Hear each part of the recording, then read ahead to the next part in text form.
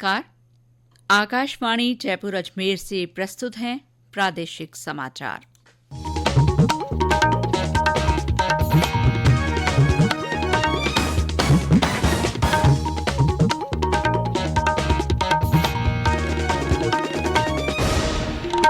मुख्य समाचार। जीएसटी परिषद की 55वीं बैठक प्रदेश के जैसलमेर में 21 दिसंबर को होगी। उच्च न्यायालय ने एसआई भर्ती परीक्षा 2021 में चयनित उप निरीक्षकों के मामले में यथास्थिति बनाए रखने के निर्देश दिए। केंद्रीय कौशल विकास और उद्यमिता मंत्रालय की ओर से कल भरतपुर में कौशल महोत्सव आयोजित होगा। और प्रदेश में ज्यादातर स्थानों पर पारे में गिरावट के साथ ही सर्दी ने रंग दिखाना शुरू किया।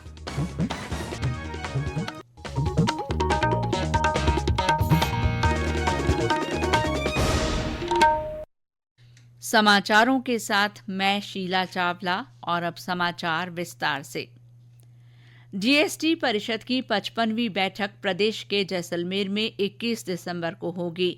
इस बैठक में वित्त मंत्री निर्मला सीतारमण तथा विभिन्न राज्यों के वित्त मंत्री भाग लेंगे। परिषद की बैठक पहले नवंबर में होनी थी। महाराष्ट्र और झारखंड में विधानसभा चुनाव और फिर संसद के शीतकालीन सत्र के कारण इसमें देरी हुई है। बैठक के दौरान राज्यों के वित्त मंत्री 1 फरवरी 2025 को पेश किए जाने वाले वित्तीय वर्ष 2025-26 के केंद्रीय बजट के लिए अपनी सिफारिशें पेश करेंगे। राष्ट्रीय युवा महोत्सव 2025 को विकसित भारत युवा नेता संवाद के रूप में मनाया जाएगा। केंद्रीय युवा और खेल मंत्री डॉक्टर मनसुख मांडविया ने आज नई दिल्ली में संवाददाता सम्मेलन में ये घोषणा की। उन्होंने कहा कि ये मंच देश की युवा शक्ति को प्रधानमंत्री नरेंद्र मोदी के समक्ष बातचीत करने और अपना दृष्टिकोण पेश करने का अवसर देगा। हम देश के कोने कोने से सभी युवाओं को इस कार्यक्रम में जोड़ना चाहते हैं। Give this talent and opportunity to present their vision before the honourable prime minister Modi. हम अपने आइडिया शेयर करने के लिए, अपनी बात करने के लिए दिल्ली में 2 दिन का कार्यक्रम आयोजित होगा। इस कार्यक्रम में ये देश के युवा अलग अलग थीम के द्वारा आएंगे। राष्ट्रीय युवा महोत्सव 2025 को आयोजित करने का उद्देश्य देश भर के युवाओं में प्रतिभा की पहचान करना और उन्हें विकसित करना है। साथ ही उन्हें विकसित भारत के लिए अपने दृष्टिकोण को साझा करने के उद्देश्य से एक प्रभावी मंच उपलब्ध कराना है। उच्च न्यायालय ने आज एसआई भर्ती परीक्षा 2021 में चयनित उप निरीक्षकों के मामले में यथास्थिति बनाए रखने के निर्देश दिए हैं। न्यायालय के इस निर्देश से प्रशिक्षण ले रहे उप निरीक्षकों की पासिंग आउट परेड और नियुक्ति पर संशय हो गया है। कैलाश चंद शर्मा और अन्य की याचिका पर सुनवाई करते हुए न्यायाधीश समीर जैन की एकल पीठ ने ये आदेश दिए। याचिकाकर्ता के वकील हरेंद्र नील ने बताया कि उप निरीक्षक की भर्ती में हुए व्यापक फर्जीवाड़े से अभ्यर्थियों के हित प्रभावित हुए हैं। उन्होंने बताया कि न्यायालय के सामने इस परीक्षा में हुए व्यापक फर्जीवाड़े के तथ्य रखे गए, जिस पर संज्ञान लेते हुए न्यायालय ने अपना फैसला सुनाया। गौरतलब है कि इस मामले में एसओजी ने कार्रवाई करते हुए अब तक 50 से ज्यादा ट्रेनी उप निरीक्षकों को गिरफ्तार किया है। जयपुर आज अपना स्थापना दिवस मना रहा है। जयपुर की स्थापना आज ही के दिन वर्ष 1727 में हुई थी। स्थापना दिवस के मौके पर विभिन्न कार्यक्रम आयोजित किए जा रहे हैं। शहर के स्टैच्यू सर्किल पर शाम को दीपदान कार्यक्रम आयोजित किया गया। इसमें उप मुख्यमंत्री दया कुमारी और जयपुर ग्रेटर निगम की महापौर सौम्या गुर्जर ने शिरकत की। इससे पहले आज सुबह मोती डूंगरी गणेश मंदिर में विशेष पूजा के साथ महाआरती की गई। वहीं गोविंद देव जी मंदिर में भी पूजा अर्चना की गई। शहर के रामनिवास बाग के एल्बर्ट हॉल पर जयपुर लोक रंग उत्सव भी आयोजित होगा। लोक रंग में 150 से ज्यादा लोक कलाकार राजस्थानी लोकगीतों और नृत्यों की प्रस्तुति देंगे। इस दौरान लोक कलाकारों का सम्मान भी किया जाएगा। राज्यपाल हरिभाऊ बागड़े ने इस मौके पर अपने संदेश में कहा कि जयपुर विश्व भर में भारतीय वास्तु संस्कृति का अनुपम उदाहरण है। श्री बागड़े ने लोगों से शहर की वास्तु संस्कृति और सौंदर्य के साथ स्वच्छता के लिए भागीदारी का आह्वान किया। पंजाब के राज्यपाल गुलाब चंद कटारिया ने आज नाथद्वारा पहुंचकर स्वतंत्रता सेनानी मदन मोहन सोमरिया के निधन पर उनके परिजनों को सांत्वना दी। उन्होंने परिजनों से स्वतंत्रता सेनानी के जीवन के बारे में जानकारी ली। राजसमंद जिले के स्वतंत्रता सेनानियों में से केवल सोमाटिया ही अभी तक जीवित थे।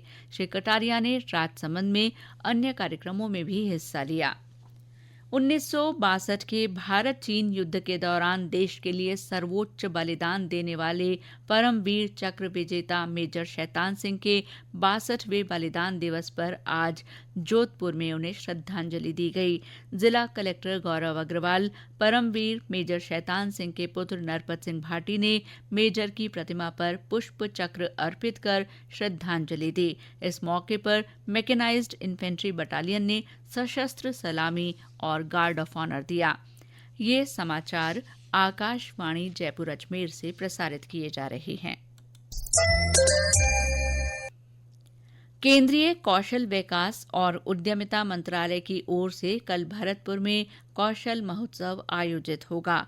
महारानी श्रीजया कॉलेज में होने वाले इस महोत्सव में केंद्रीय कौशल विकास और उद्यमिता मंत्री जयंत चौधरी मुख्य अतिथि होंगे। राष्ट्रीय कौशल विकास निगम के मुख्य कार्यकारी अधिकारी वेदमणि तिवाड़ी ने बताया कि भरतपुर में पहली बार युवाओं को कौशल महोत्सव के जरिए रोजगार से जोड़ा जा रहा है।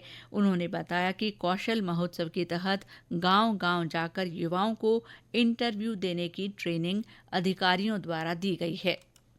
तो इस कार्यक्रम के माध्यम से करीब 7,000 लोगों तक हम पहुंच और उनमें से कई लोगों ने ट्रेनिंग में इंटरेस्ट दिखाया। तो करीब 2,500 लोगों की ट्रेनिंग अब तक हो चुकी है। किसी भी अगर हम कोई ट्रेनिंग प्रोग्राम चलाते हैं तो उसकी सफलता इस बात से भी देखनी चाहिए कि उसकी एम्प्लॉयर्स रिस्पेक्ट कर रहे हैं क्या। करीब 70 से ज्यादा एम्प्लॉयर्स को हमने रीच आउट किया और कल यहाँ पे स्टॉल भी सेटअप कर रहे हैं और 1100 के करीब लोग अभी तक नियुक्ति पत्र पा चुके हैं, जिनको कल माननीय मंत्री जी के कर कंपनियों द्वारा सबमिट किया जाएगा।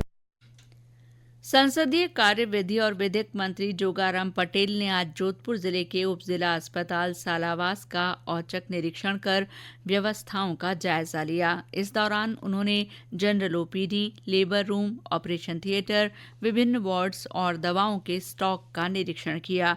संसदीय कार्य मंत्री ने अभियान चलाकर अस्पताल परिसर और सभी वार्ड्स में सफाई व्यवस्था सुनिश्चित करने के निर्देश दिए। उन्होंने सभी कार्मिकों को अस्पताल में समय पर मौजूद रहकर मरीजों की बेहतर स्वास्थ्य देखभाल करने के निर्देश दिए। और अब मौसम। प्रदेश में ज्यादातर स्थानों पर पारे में गिरावट के साथ ही सर्दी ने रंग दिखाना शुरू कर दिया है। मौसम विभाग द्वारा जारी आंकड़ों के अनुसार 18 स्थानों पर रात का तापमान 15 डिग्री या इससे नीचे आ गया है। सबसे कम 9 डिग्री सेल्सियस तापमान माउंट आबू में रिकॉर्ड किया गया। मैदानी इलाकों में सीकर का फतेहपुर सबसे ठंडा स्थान रहा, जहां पारा गिरकर 9.2 डिग्री दर्ज हुआ। राजधानी जयपुर में भी न्यूनतम तापमान 14 डिग्री सेल्सियस पर आ गया है। ठंड बढ़ने के साथ ही प्रदेश के कई स्थानों पर आज सुबह कोहरा छाया रहा। भरतपुर में कोहरे का असर यातायात पर पड़ा और राष्ट्रीय राजमार्ग पर ट्रैफिक धीमा रहा। प्रदेश के उत्तरी हिस्सों में भी कोहरे का असर रहा। इस बीच मौसम विभाग ने आगामी दिनों में मौसम मुख्यतः शुष्क रहने की संभावना जताई है। विभाग ने कहा है कि आगामी 2-3 दिन गंगानगर, हनुमानगढ़, झुंझुनू, सीकर और चूरू जिलों के कुछ हिस्सों में घना कोहरा छाए रहने के आसार हैं। आगामी 5 दिनों के दौरान राज्य के अधिकांश भागों में न्यूनतम तापमान में 1 से 2 डिग्री सेल्सियस की गिरावट होने की संभावना है। सवाई माधोपुर जिले के रणथंभौर राष्ट्रीय बाघ अभ्यारण्य में दीपावली के बाद से ही पर्यटन सीजन काफी अच्छा चल रहा है। उद्यान में सफारी के लिए एडवांस बुकिंग फुल है। साथ ही अन्य पर्यटन स्थलों पर भी सैलानियों की रौनक बनी हुई है। और ब्यौरा हमारे संवाददाता से। रणथंभौर बाग परियोजना में देशी विदेशी के साथ ही सैलानियों की भारी भीड़ है। एडवांस बुकिंग सभी जोन के लिए फुल है। वहीं करंट बुकिंग में टिकट के लिए पर्यटक लंबी कतारों में लगकर अपनी बारी का इंतजार करते नजर आ रहे हैं। राष्ट्रीय उद्यान के अलावा रणथंभौर दुर्ग, त्रिनेत्र गणेश मंदिर और चंबल घड़ियाल सेंचुरी में भी पर्यटकों की रौनक बनी हुई है। सतीश वर्मा, आकाशवाणी समाचार, सवाई माधोपुर। डीग में आज किशनलाल जोशी उच्च माध्यमिक विद्यालय में दिव्यांग जन शिविर लगाया गया। समाज कल्याण अधिकारी प्रवीण कुमार ने बताया कि इस तरह के शिविर अब तक कुम्हेर और कामा में भी लग चुके हैं। इनमें मेडिकल बोर्ड की जांच के अनुरूप दिव्यांगों को सहायक उपकरण के लिए चिन्हित किया जा रहा है। इस दौरान मौके पर ही दिव्यांगों को दिव्यांगता प्रमाण पत्र भी जारी किए जा रहे हैं। इसके साथ ही राज्य सरकार द्वारा चलाई जा रही विशेष योग्यजन स्वरोजगार ऋण योजना, पालनहार योजना, सामाजिक सुरक्षा पेंशन योजना सहित अन्य जन कल्याणकारी योजनाओं के बारे में भी दिव्यांगों को जानकारी दी जा रही है। भीलवाड़ा जिला कलेक्टर नमित मेहता ने आज गुलाबपुरा कस्बे में बंद पड़ी सहकारी कपड़ा मिल का निरीक्षण किया। इस दौरान उन्होंने मिल के 10 गोदामों को किसी निजी या सरकारी संस्था को किराए पर देकर भवन के उपयोग की संभावनाएं तलाशने के निर्देश दिए। बालोतरा में आज वंदे भारत पार्क का शुभारंभ हुआ। पूर्व केंद्रीय मंत्री कैलाश चौधरी ने इस पार्क का उद्घाटन किया। इस पार्क में शहरवासियों को ओपन जिम के साथ वॉकिंग ट्रैक की सुविधा भी मिलेगी। प्रधानमंत्री नरेंद्र मोदी आगामी रविवार को आकाशवाणी के मन की बात कार्यक्रम में अपने विचार साझा करेंगे। ये इस कार्यक्रम की 116वीं कड़ी होगी। और अंत में मुख्य समाचार एक बार फिर। जीएसटी परिषद की 55वीं बैठक प्रदेश के जैसलमेर में 21 दिसंबर को होगी।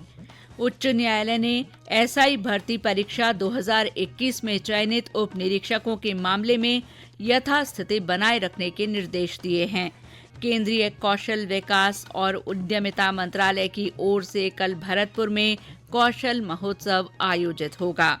और प्रदेश में ज्यादातर स्थानों पर पारे में गिरावट के साथ ही सर्दी ने रंग दिखाना शुरू किया। इसके साथ ही प्रादेशिक समाचार बुलेटिन समाप्त हुआ। नमस्कार।